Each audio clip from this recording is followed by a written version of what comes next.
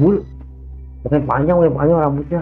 Udah mulai makin sadar tuh ya, ternyata itu astagfirullahaladzim. Baru tuh gua maksudnya gua nyebut astagfirullahaladzim, baru gua udah mulai enak tuh, mulut gua udah terbuka ya kan. Sini gua panggil ya kan, sini lu, ini tapi gua nggak bisa nyebut itu kuntilanak, nggak bisa. Oh, lu nggak bisa nyebut itu makhluk? Iya, cuman ini terbang lah. Terbang? Iya, ketawa terbang. Gue tanya sama anak itu, lu denger gak? Denger lah, emang gue budek dari dia. Bagus ya, masih normal lah kata gue. Tawa lagi terbang ya kan. Dia nanya ke gue, lu denger gak? Ya denger lah, ya gue bales ya kan. Emang gue budek gara gue.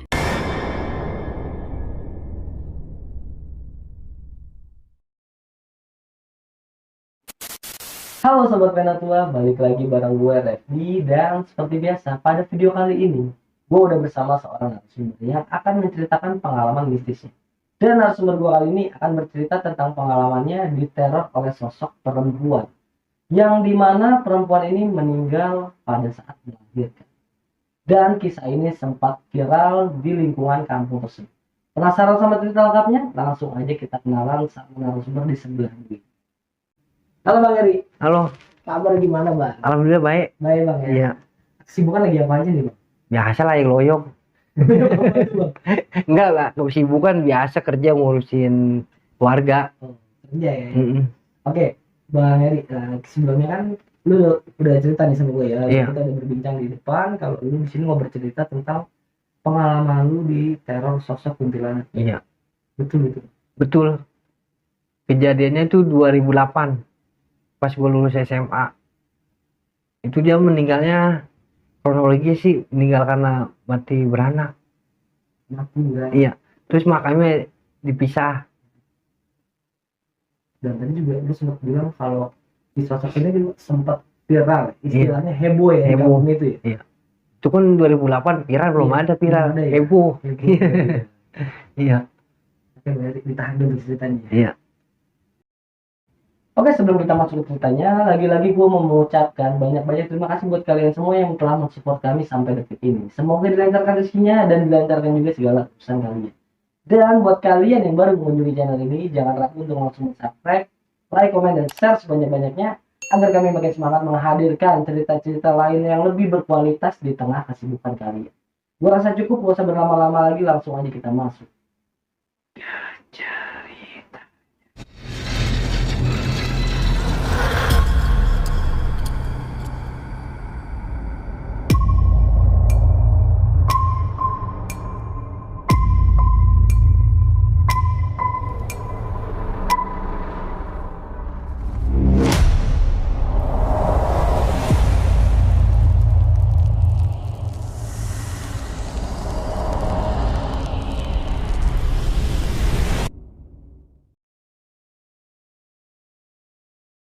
Kisahnya berawal di tahun 2008. Itu gue baru lulus sekolah SMA, baru lulus banget. Iya.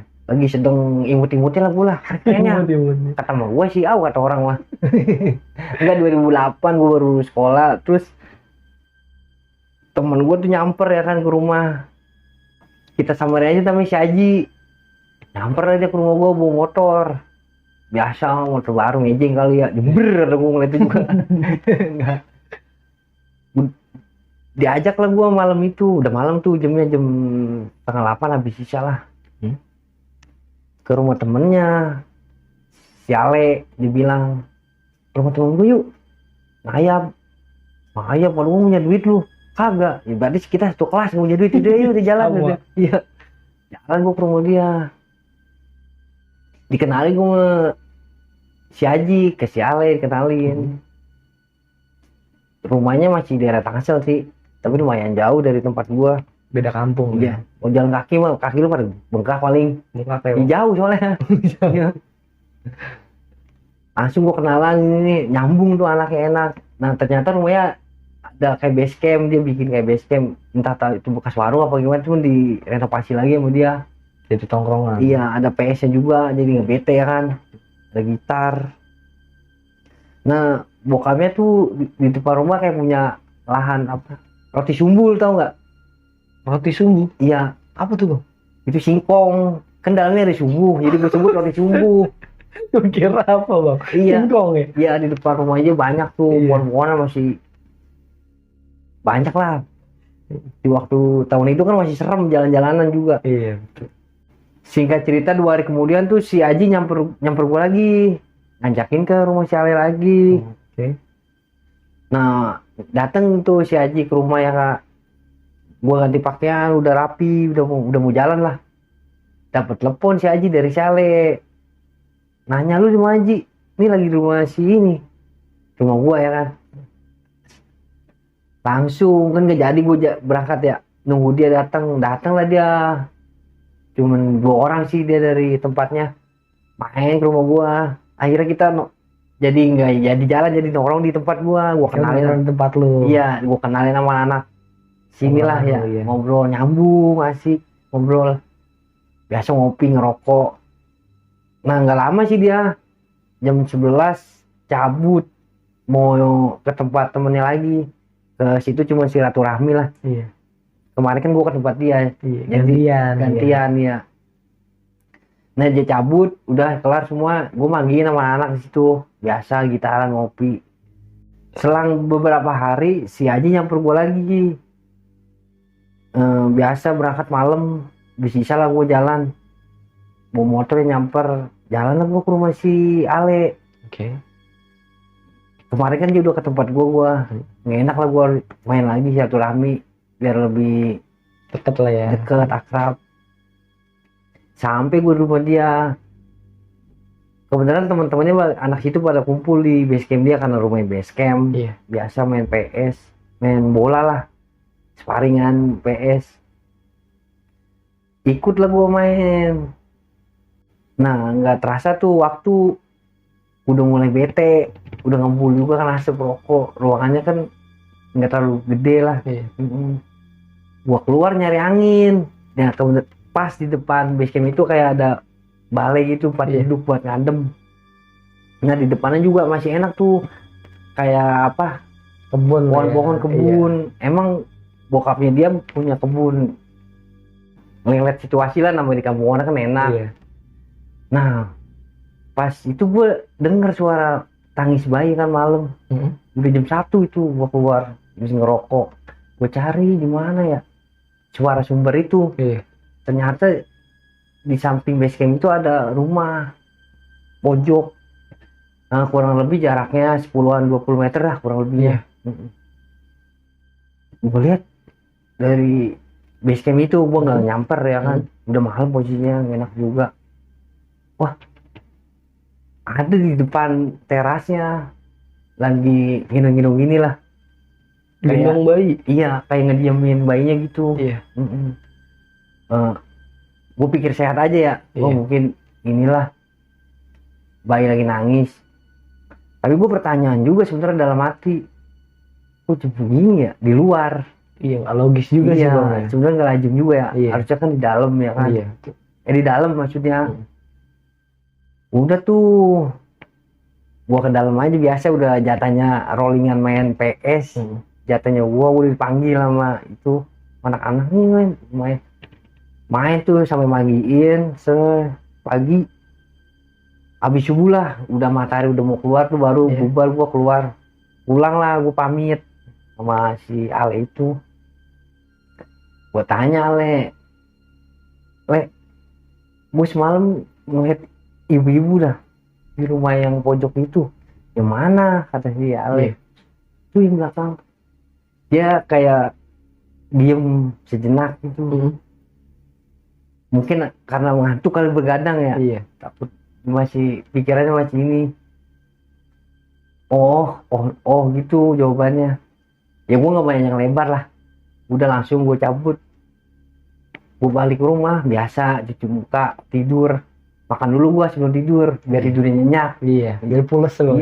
Kebangun ntar kalau lapar. Nah bangun tuh sore lah, gue bangun biasa, malamnya kan habis begadang ya.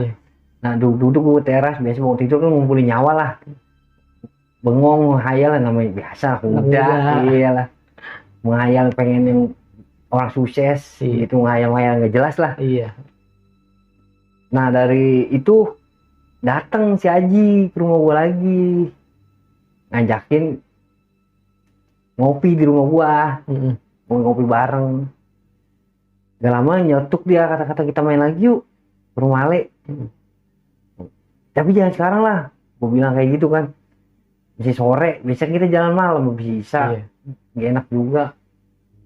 Cuman gua kemarinnya itu kalinya capek. Ya udah, gue balik dulu lah, ntar gue kesini habis sisa nyamper lu. Kan motor di dia, gue gak punya motor. Iya.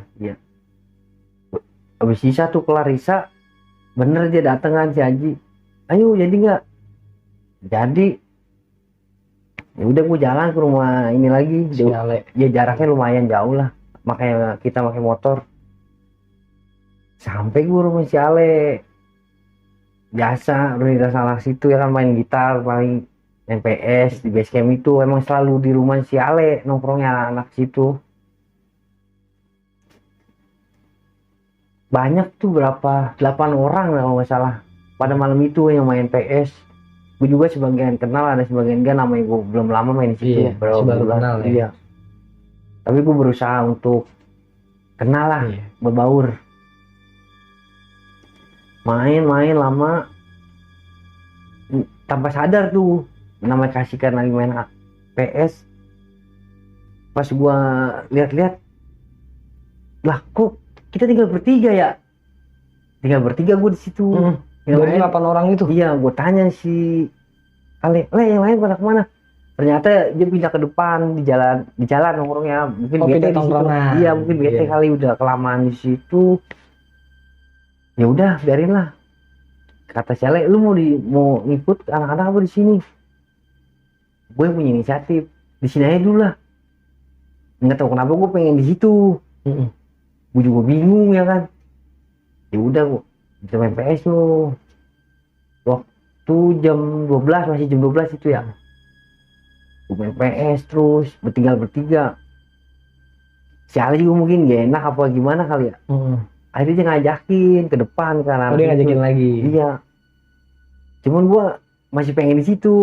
Gue gak enak dia punya rumah, takutnya pengen dikunci apa gimana. Ya udah dah, kalau begitu mah motor tinggal satu. Gue punya inisiatif. Jalan waktu itu jalan masih mau diperbaiki tuh, batu-batu apa dah, kerikil. Iya, kayak batu kali gitu ya. Kalau ditigain takutnya bocor. Gak enak kan gue ambil motor orang. Si Ali udah mau naik motor itu. Udah lu berdua aja, gue jalan, biarin. Tapi lu pelan-pelan ya, kata gue. Kalau kenceng-kenceng mah parah lu, kata gue. Masih keadaannya masih serem kan di sana. Iya. Masih pohon-pohon. Gue takut lah. Akhirnya si Ali gak enak kali sama gue ya. Yang punya motor juga gak enak sama gue. Udah, bagaimana nih kalau kita tuntun aja motor? Gak mau bebas, kata gue. Gue orang bebas, kata gue ya kan. Ya udah tuh dah, serah lu, gue gak maksa ya. Ntar lu ngomongin gue lagi lu, kata gue. Enggak, udah kita bareng-bareng. Apa sih solidaritas namanya? Solidaritas. Iya, solidaritas. Susah banget ngomong solidaritas, beneran. Langsung tuh jalan gue bertiga. Dia nuntun motor, ngobrol berdua tuh, ngobrol apa tuh. Sorry bang, gue potong. Itu motor beneran dituntun jadinya? Dituntun. Saking gak enaknya kan. Oh iya. Gue udah ngasih, udah lu berdua aja, kata gue. Bertiga mau, kata gue mau orang sakit, tiga, kata gue. Ya kan? Udah berdua aja. Enggak, gak enak gue. Ya kagak enak mau kasih kucing, kata gue. Langsung tuh dituntun akhirnya kan. Gak enak sama gue. Tuntun bertiga bareng. Dia jalan duluan, gak tahu kenapa gue pengen jalan belakangan. Berapa meter lah. Ada di jalan-jalan kan serem pohonnya. Pohon bambu di sini, ada pohon bambu. Di pinggir jalan, ini jalannya jauh juga lah segini pohon bambunya. Banyak bambunya. Banyak. Angin dulu, angin. Di pohon bambu itu angin. Anehnya angin di situ doang tuh angin kenceng. Pohon-pohon yang lain nggak ada. Oke. Ya paling angin biasa, tapi yang paling kenceng di situ.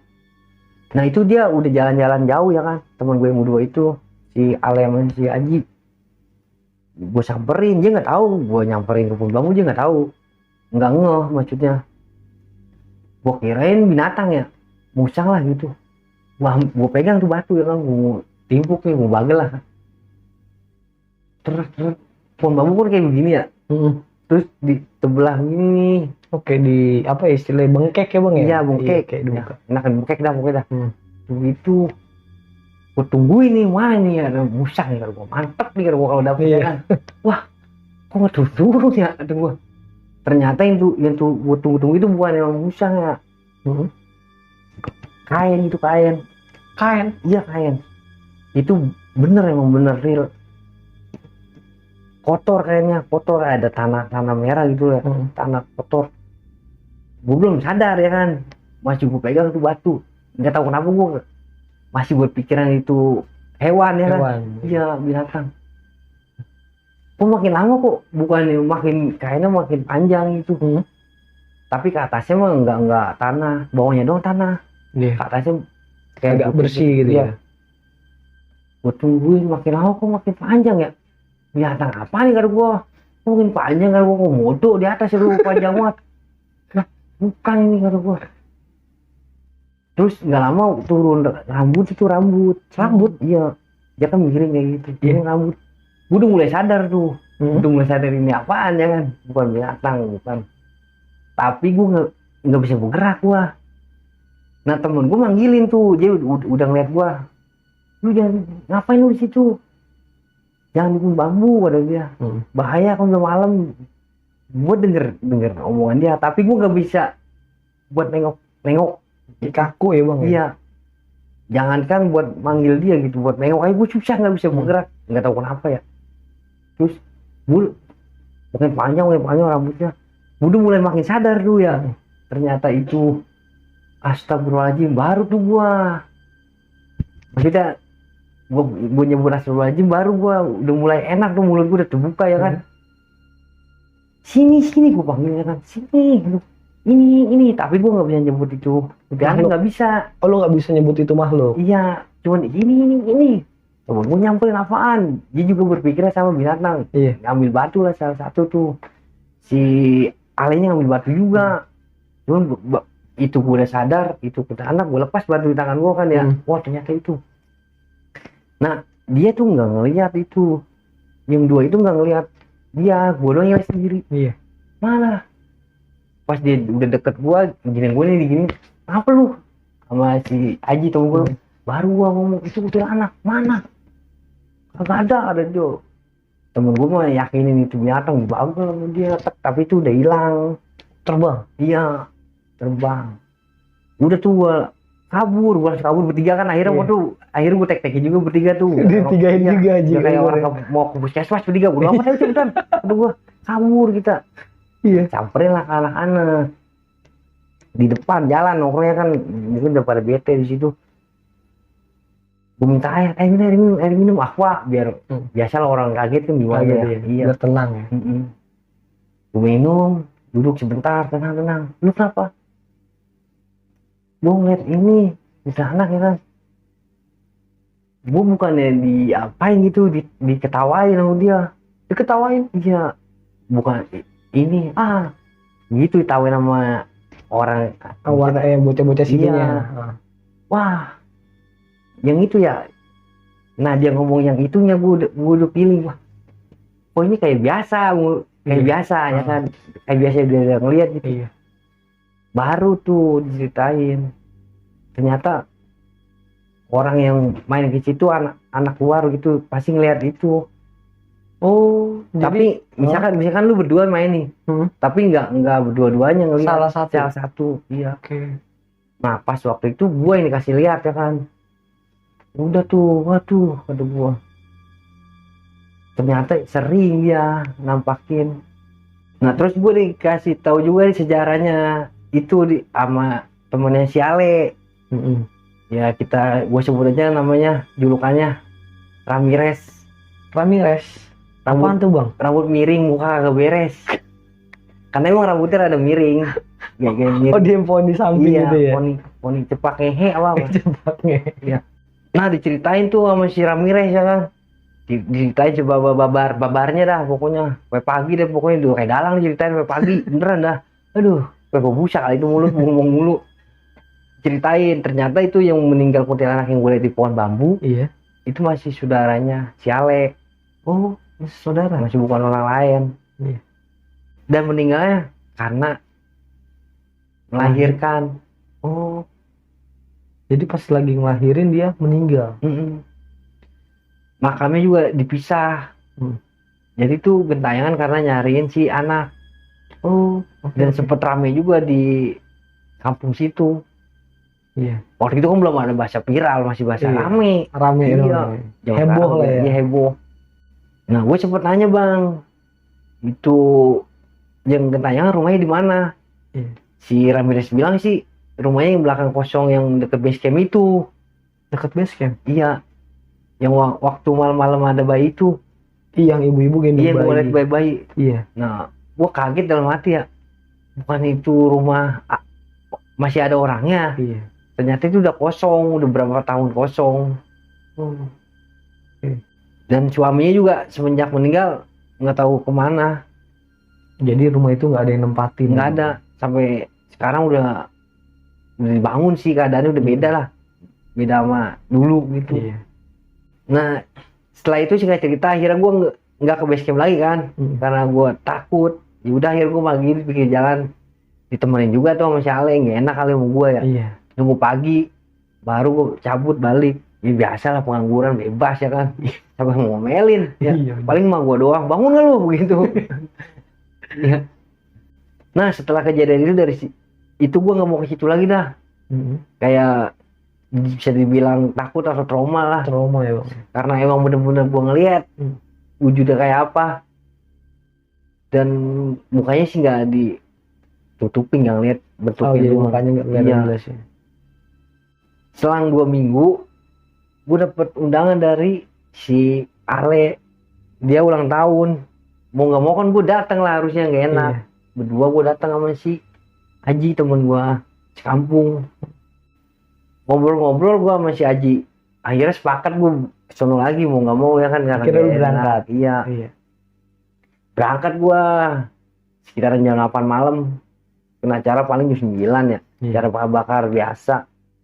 Sampai di base camp udah rame tuh anak-anak ya kan, pada kumpul, bakar biasa, ayam paling. Udah sepi gitu, kejadian lagi setelah acara ulta itu bubar ya kan. Gue 3 berempat tuh, satu lagi teman sekolahnya Ale, beda kampung juga, kayak gue main di situ. Itu udah jam 1, anak-anak udah bubar, udah masing-masing lah. Gue di depan berdua, yang lain main PS, bakar singkong.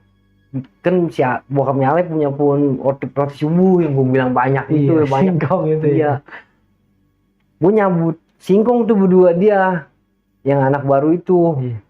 Gue nyambutnya kayak gini nih ya kan. Gue nyambut kayak gini. PA ada jauh. Lu sampai sore gue gak bakal kecabut. Lu emang apa? Kaki lu itu lah, kaki gue 2 masih 3. Coba gue gituin. Enggak, harusnya diginiin sama dia baru kecabut. Oh lu injek jadinya. Iya. Sampai sore gak bakal keluar itu singkong ya kan, roti jumbo. Nah, gue ini kan gue olah dulu tuh, bersihin lah, potek-potek, dapat 2 batang ya, 2 batang pohon singkong, roti sumbu. Gue bakar. Ada tabunan iseng main gitar, yang lain di dalam. Gue cuma berdua doang di depan balainya itu. Gue bilang di depan ada balai.